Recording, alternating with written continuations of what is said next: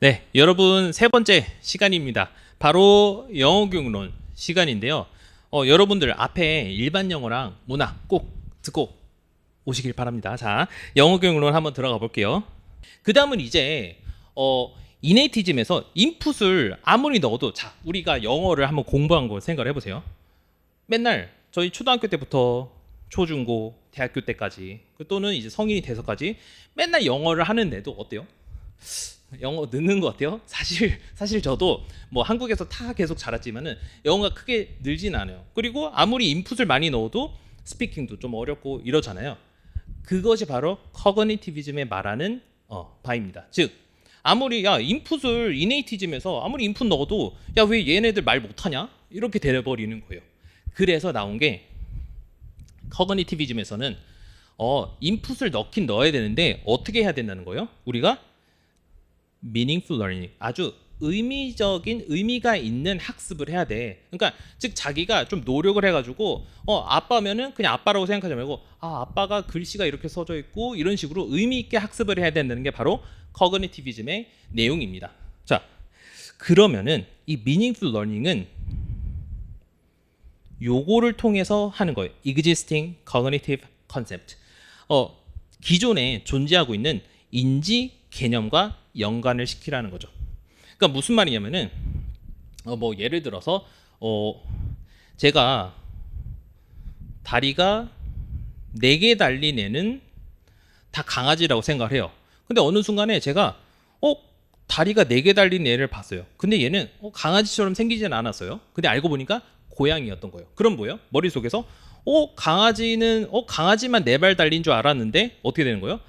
고양이도 4발 달린 애가 있는 거네? 이런 식으로 meaningful learning이 발생을 하는 겁니다. 그래서 커그니티비즘에서 말하는 게 이거고요. 자, 이거를 토대로 저희가 이제 영어 교수법을 이제 영어 교수를 해야 되는데 영어 학습을 해야 되는데 거기서 나온 것이 바로 이겁니다. Form Focused Instruction. 이게 뭐냐면요. 약간 저희 문법 가르칠 때 폼이 문법이잖아요. 어떤 형태에 초점을 맞춘 교수법인데 자 보세요. 두 가지 방식이 있어요. 하나는 Focus on, 요거 잘 보셔야 됩니다. 요거 S가 써져 있어요. Focus on Forms가 있고 그 다음에 하나는 Focus on Form이 있습니다. 자, 저희가 한번 상상을 해보죠. 예를 들어서 문법을 저희가 배워요. 근데 보통 저희가 요즘도 그렇고 옛날도 그렇고 문법 배울 때 어떻게 해요? 그냥 뭐 비동사 뭐 현재 분사 뭐 분사구문 뭐 이렇게 막 배우잖아요. 문맥이 없이. 그런 걸 바로 뭐라고 합니까? 바로 focus on forms라고 합니다. 그 다음에 예를 들어서 저희가 막 대화를 하고 있어요. 영어로 막 대화를 하고 있는데 선생님이 딱 이렇게 지켜보더니 얘가 비동사를 지금 틀리는 것 같아요. 그러면은 딱 껴들어가지고 야 지금 이 맥락에서는 지금 이 대화에서는 너 비동사 그렇게 쓰는 거 아니야? 라고 약간 한마디 던져주는 겁니다. 즉 뭐예요? 문맥 안에서 가르치는 게 바로 focus on form입니다. 이해되시나요? 그래서 여러분들이 이런 개념을 먼저 이해를 하시고 실제 문제를 푸시는데 어떻게 해야 돼요? 실제 문제에서는 뭐 맥락이 있으니까 맥락이 없으니까 이런 말이 안 나와요. 실제 데이터를 주고서 이거 맥락이 없는 거네. 그럼 focus on forms를 써주시고 이거 맥락이 있는 내용이네. 그럼 뭐예요? focus on form을 써주시는 겁니다. 이해되시죠? 자, 그 다음 넘어가시죠. 그리고 마지막으로는 이 컨스트럭티비즘이라는 건데요. 바로 구성주의입니다. 구성주의는 뭐냐면은 자, 요거 예시를 제가 가져왔어요. 들어가세요라는 말이 있어요. 들어가세요라고 하면은 예를 들어서 제가 만약에 다문화 학생이라 합시다. 외국에서 왔어요. 그러면은 제가 처음에 딱 들어가세요라는 말을 들었을 때는 어때요? 그냥 어디 뭐 방으로 들어가라는 건가 보다. 아니면은 뭐 어디 집으로 들어가라는 건가 보다. 이렇게 말을 할 겁니다. 그런데 저희 하나 또 생각을 해보세요. 저희 뭐 직장을 다니거나 아니면 어르신들한테 전화를 하다가 끊을 때 어떻게 해요? 마지막에 들어가세요 라고 하죠. 이 다문화 학생은 이거를 모르죠. 그게 바로 구성주의의 시작점입니다. 들어가세요라도 사람마다 받아들이는 게 다 다르네. 그리고 한 가지의 문장이라도 의미가 다 다르네 라는 게 바로 구성주의의 시작점이죠. 자, 그래서 구성주의의 특징은 총 5가지입니다. 잘 보세요. 제가 방금 다문화 학생이요. 근데 제가 들어가세요라는 거를 진짜 방에 들어가는 거밖에 몰라요. 그러면은 선생님이 어떻게 해주셔야 되냐면은 제 이름이 허은성이니까 야 은성아 그 들어가세요라는 말이 집에 들어가라는 말도 있고 전화 끊을 때 어르신이나 아니면 너보다 약간 나이 많으신 분들한테 빠이빠이라는 뜻으로 들어가세요라고도 말을 해 라고 말을 해주는 게 바로 스키마틱 널리지입니다. 즉 우리나라 말로 하면은 뭐 선언적 지식이라고 하는데 이게 말 그대로 약간 배경 지식 같은 거예요. 약간 이런 거죠. 실제 이제 현장 가시면은 애들 수준이 다 다르잖아요. 뭐 잘하는 애들 있고 못하는 애들 있고 그거를 수준을 좀 맞춰주기 위해서는 어떻게 해야 돼요? 수업 시작 전에 오늘 배울 거는 예를 들어서 뭐 어떤 나라에 대해서 배워요. 그러면은 그 나라에 대한 뭐 그림을 보여준다든지 아니면 그 나라에 대한 뭐 동영상을 보여준다든지 배경 지식을 먼저 던져주는 겁니다. 그것이 바로 스키마틱 널리지입니다. 자, 그 다음에 두 번째는 어때요? 저희 이 컨스트럭티비즘 전까지는 다 쌤이 왕이었어요. 그냥 쌤이 하고 싶은 대로 아무거나 막 가르치고 이렇게 해도 됐었죠. 근데 요즘은 어때요? 요즘 애들 아주 좀 무섭기도 하고 그렇죠. 그래서 learner centered instruction입니다. 바로 학생 중심 학습이죠. 그러니까 학생이 배우고 싶은 거, 예를 들어서 어떤 나라에 대해서 배우는데 선생님은 일본에 대해서 배우고 싶어요. 일본에서 알려주려고 했어요. 근데 학생이 쌤은 일본 말고 중국 좀 알고 싶어 하면은 주제가 중국으로도 갈 수도 있다는 겁니다. 그것이 바로 learner centered instruction입니다. 자, 그 다음에 세 번째는 어때요? 제가 학생마다 수준이 다 다르다고 그랬죠. 그래서 individual difference, 즉 개인의 차이들을 다 인정을 해준다. 이런 겁니다. 이거를 만약에 학습에 뭐 수업에 적용을 한다면 학생 개인마다 다 다르기 때문에 어떻게 해줘야 돼요? 과제 같은 거 내줄 때 좀 잘하는 애는 좀 어려운 과제, 그리고 조금 약간 좀 덜 잘하는 애들한테는 조금 쉬운 과제를 주는 거죠. 지금 듣고 보니까 어때요? 선생님이 좀 빡세지 않을까요? 선생님이 힘든 게 바로 컨스트럭티비즘입니다. 왜냐하면은 바로 learner centered이기 때문이죠. 자, 그다음 네 번째는 personalization입니다. 이게 요거랑 헷갈리시면 안 돼요. individual difference 뭐냐면은 개인마다 차이가 있다는 거예요. 뭐 수준이라든지 이런 거. 자, 근데 personalization은 뭐냐면요. 이런 거예요. 예를 들어서 뭔가 과제를 내줘요. 야, 은성아, 너 이번 숙제 뭐 예를 들어서 방학 때 한거를 써봐. 영어로 써봐. 그러면 어떻게 해요? 모든 학생들이 뭐 공부했다 이런 똑같은 게 아니겠죠. 그 개인마다 다 다르지 않을까요? 그것이 바로 personalization입니다. 자, 그다음 마지막에 whole language approach가 뭐냐면요. 이거 그냥 해석하면 뭐예요? 전체 뭐 또는 통합 언어 접근인데 저희 언어 배울 때 뭐가 있어요? reading, 뭐 읽는 거, 그 다음에 listening, 듣는 거, 그 다음에 speaking, 말하는 거, 그 다음에 writing, 쓰는 게 있죠. 이런 거를 예를 들어서 listening 할 때 listening만 하는 게 아니고 listening 하면서 한번 딕테이션 받아쓰기도 해보고, 그리고 너가 쓴 거를 읽어도 보고, 그 다음에 그 쓴 거를 한번 너네 친구들이랑 나눠가지고 한번 이야기도 해봐. 요런 관점이 다 뭐라는 거예요? whole language approach라는 겁니다. 이해되시죠? 자, 그리고 좀만 더 해볼게요. 자, 여기서는 구성주의의 큰 특징은 요 5가지였고요. 또 하나의 특징은 바로 interaction, 상호작용입니다. 그 전까지는 그냥 뭐 혼자서 하는 거였어요. 근데 지금 여기 컨스트럭티비즘에서 중요한 것은 바로 다른 사람과의 상호작용입니다. 이게 누가 말을 했냐면요. 비고츠키 아시죠? 교직 같은 거 들어보셨으면 많이 들어보셨을 거예요. 유명한 사람이라서. 자, 비고츠키의 사회문화 이론입니다. 이 사람이 무슨 얘기를 했냐면은 개인도 뭐 중요하긴 하지만 서로 간에 상호작용을 통해서 학습을 하는 게 중요해 라는 게 바로 키포인트입니다. 이게 무슨 말인지 좀만 더 설명해 드릴게요.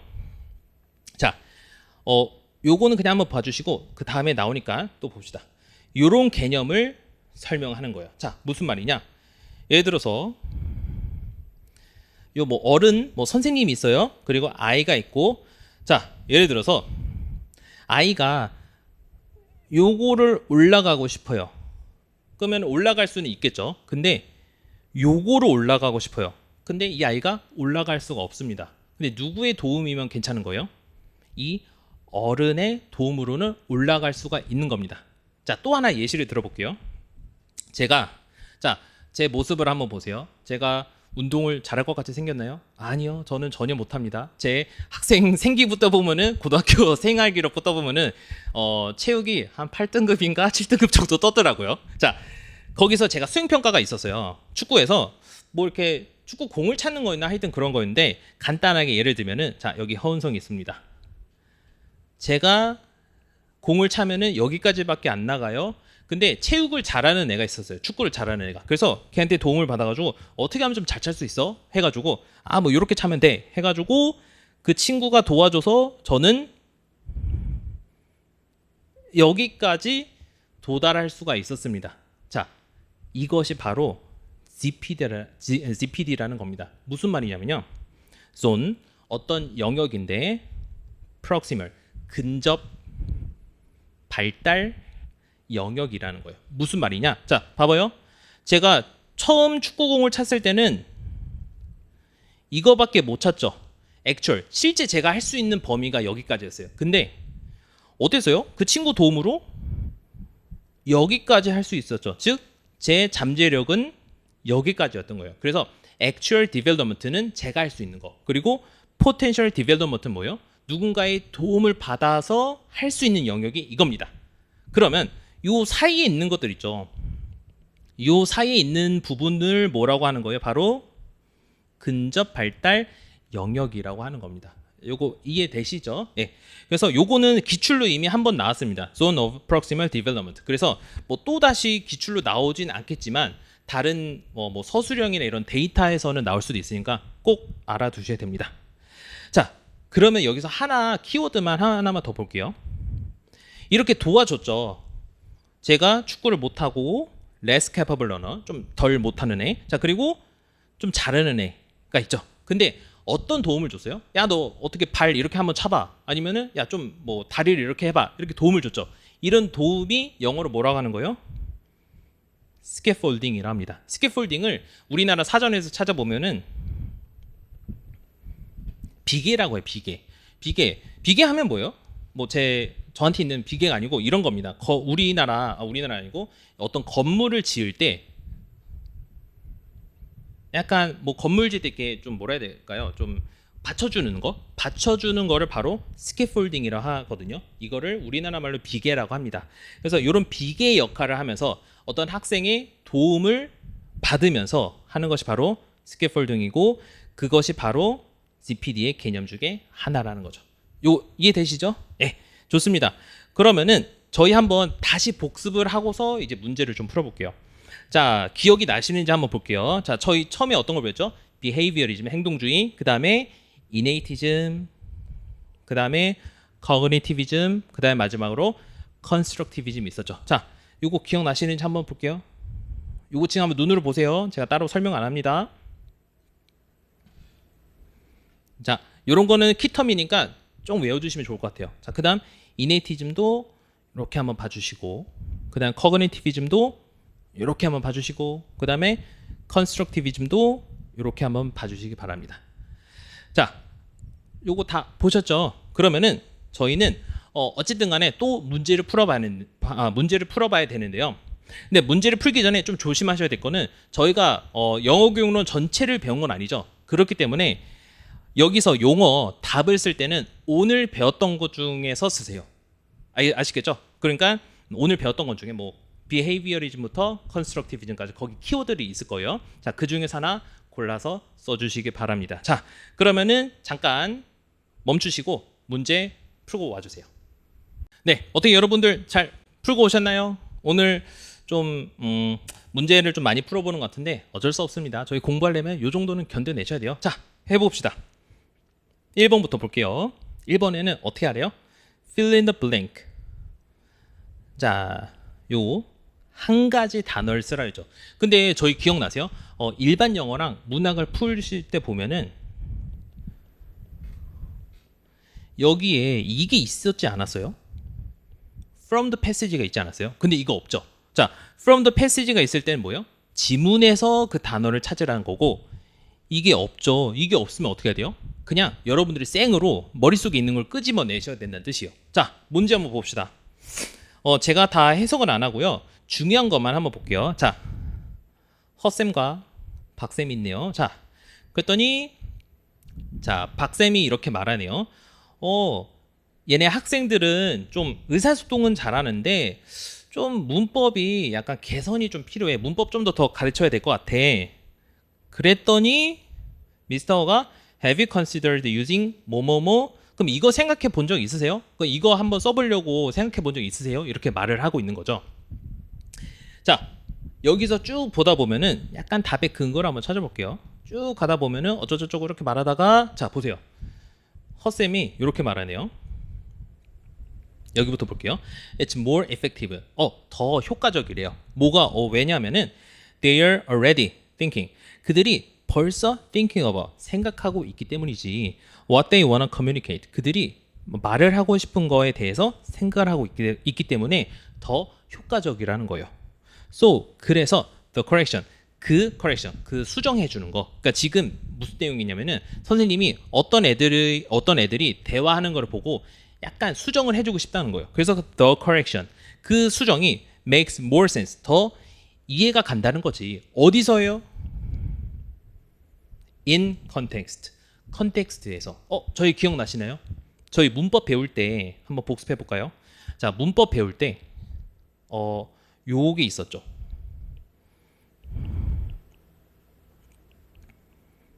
form focused instruction이 있었죠.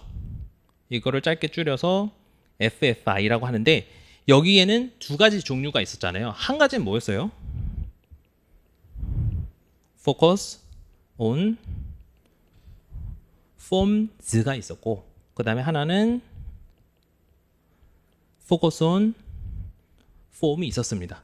focus on forms는 뭐였죠? 이 S가 붙어 있는 거는 바로 맥락에 있는 거예요, 없는 거였어요? 그쵸? 컨텍스트가 없는 상황에서 가르치는 거고, 근데 focus on form은 뭐였어요? 컨텍스트가 있는 상황에서 가르치는 거죠. 자, 그럼 여기서는 뭐였어요? 제가 일부러 좀 약간 쉽게 드렸습니다. 자, 컨텍스트가 있는 상황에서 가르치는 거죠. 그랬더니 자, 여기서 답은 뭐가 되겠어요? 당연히 focus on form이 되겠습니다. 근데 잘 보셔야 돼요. 자, 지금 제가 뭐랬죠? 한 단어를 쓰라 했죠. 한 단어. 근데 쌤 이거 세 단어인데요? 예, 세 단어예요. 근데 focus on form은 이렇게 쓰셔도 되고 한 단어로 이렇게 선을 그으셔도 됩니다. 하이픈을 그으셔도 돼요. 그러니까 쓸 때는 어떻게 써야 돼요? focus on form 할 때 요거를 꼭 써주셔야 됩니다. 그러니까 세 단어를 쓰라고 하면은 요거 없이 쓰고 한 단어를 쓰라고 하면은 이거가 이시 쓰셔야 되겠습니다. 이해되시죠? 자, 그 다음 1번은 끝났고요. 2번 한번 보겠습니다. 자, 2번에도 어떻게 해요? 한 가지 단어를 쓰라고 했죠. 자, 볼게요. 자, 미스터 팍이 말하네요. 미스터 허, how's your class going? 너 수업 어때? 좀 잘 하고 있어? 그랬더니 뭐래요? They're struggling with reading comprehension. 약간 독해 이해하는 데 있어서 조금 얘들이 약간 좀 어려워하는 것 같아. 그랬더니 뭐래요? I'm not sure. 나는 좀 확실치는 않는데 how to guide them. 어떻게 좀 애들한테 지도를 해야 될지 잘 모르겠어. 근데 뭐 없이요? 답을 주지 않고서. 그랬더니 뭐래요? 또 이렇게 물어보네. Have you thought about 뭐뭐뭐? 이거 생각해 본 적 있어? 이렇게 말을 하는 거죠. 자, 뭐래요? Enough support. 충분한 도움을 주는 거야. 이런 거죠. 자, 여기서 좀만 더 볼게요. 요거 볼게요. 그 단어의 의미를 말하는 것 대신에 어떻게 해야 된대요? 이런 질문들을 주면 좋을 것 같아. 어떤 질문들이요? What clues do you see? 너 여기 문장에서 어떤 단서가 보이는 것 같아? 뭐 어떻게 되는 것 같아? 지금 선생님이 계속 질문을 하고 있는 거죠. 뭘 주는 거예요? 저희가 배웠던 단어 중에 자, 학생이 있고 학생보다 좀 더 잘하는 사람이 도움을 주죠. 이거 뭐예요? 바로 스캐폴딩, 비계를 주는 거죠. 그래서 여기에 답은 스캐폴딩을 쓰셔야 됩니다. 근데 그리고 조심하셔야 될 건 뭐냐면은 저희 영어 단어 중에 셀 수 있는 단어가 있고 셀 수 없는 단어가 있죠. 자, 스캐폴딩은 셀 수가 없습니다. 그래서 이것도 안 되고 s도 쓰시면 안 돼요. 셀 수 없는 거는 어도 안 되고 s도 안 되니까 무조건 스캐폴딩만 쓰셔야 됩니다. 아시겠죠? 예. 그러면은 이렇게 영어 경로는 마치고 저희 마지막은 영어학은 조금 힘드실 거예요. 왜냐하면 외울 것도 많고 하지만 여러분들 다 하실 수 있습니다. 자, 이렇게 한번 좀 쉬고요. 영어학까지 마지막까지 들어주시기 바랍니다.